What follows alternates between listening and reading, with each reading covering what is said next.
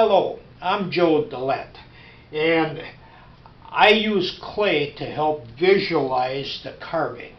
So when I look at a block like this, to try to see what I can get out of that block, clay is a very helpful tool. Also, clay is very helpful in showing the basic cuts. So here I have some clay, and I'm just showing the basic cuts like flat planes where the saw makes a cut. I'm talking about chainsaw carving here.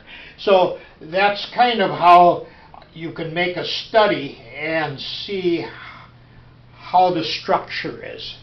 And so in this block, right here, I'm trying to visualize a bear. And I want that bear to be climbing up a 4x4 post. And I want that bear to kind of be looking down a little bit. So for me, it's difficult to look at this and be able to see the bear, how it's going to be hanging onto the post. So clay is a very helpful tool.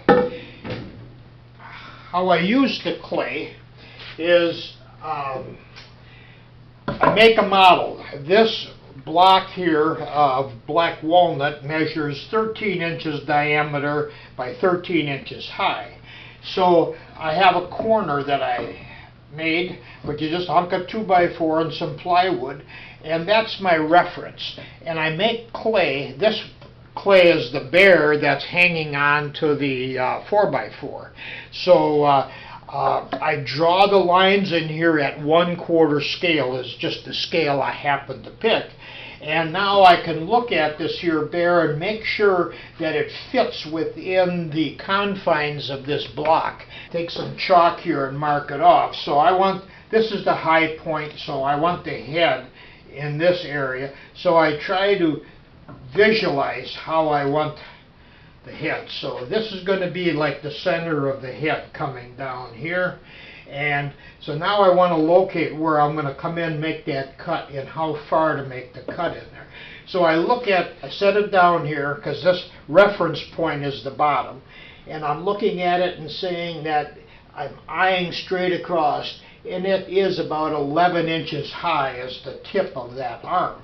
So at 11 inches high, that's where the saw is going to come in.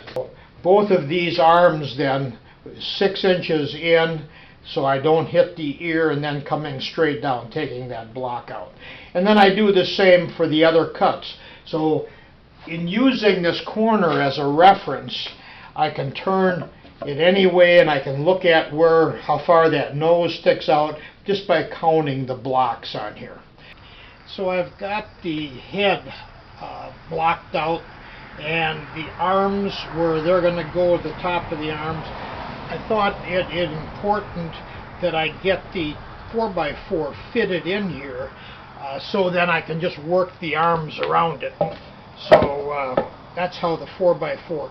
So he'll be on an angle like that. The 4x4 is going to end up being straight when I mount him, so that'll give him that little bit of a tip. I thought that I would make him looking up, because I think what I'm going to do is have him climbing up there for maybe some honey.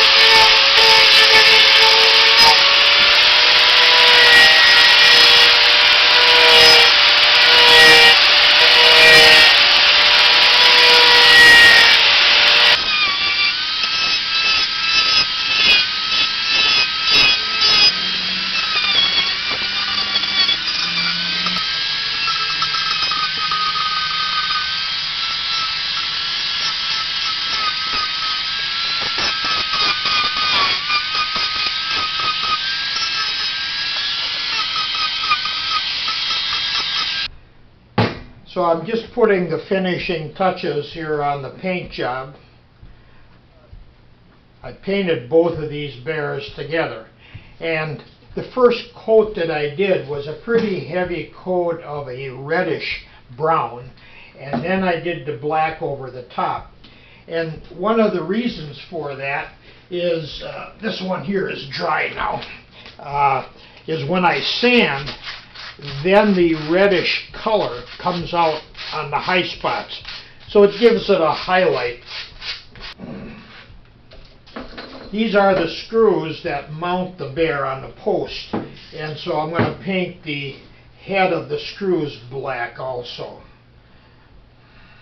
Spray paint, and then I use a brush to do the final little details.